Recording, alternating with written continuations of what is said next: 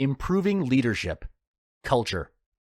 If you happen to always end up with a poor performing team, let me tell you why.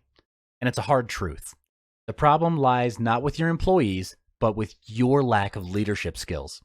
Sometimes your team can be excellent in performing their tasks, but there may be some aspects that you haven't really addressed or that have been overlooked that the performance does not reflect in the result. If you're facing this problem, there are 3 key points in managing and building an A team. The first one is creating culture. Culture is important as it sets the context and tone of the company. It governs mindsets, attitudes, and behaviors which ultimately influence your sales and profits. If the company runs on a low energy level and your employees rarely converse with one another, what do you think the result would be? Well, definitely the result of the work becomes mediocre over time.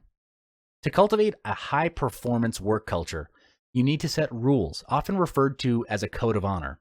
You can do this by gathering the team and listing down the desired attributes, attitudes, behaviors, and results that would require the team to practice excellence and achieve your company's goals.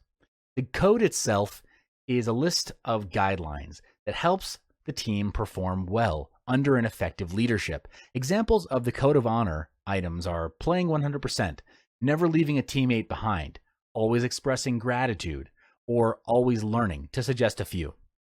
Filter out the unnecessary ones and then boil it down to a list of about 8 to 10 rules. Put them into practice and uphold them to the highest level to set the team into high performance gear. An example of a rule that I personally live by, rule number 1, commit to learning and personal development every day.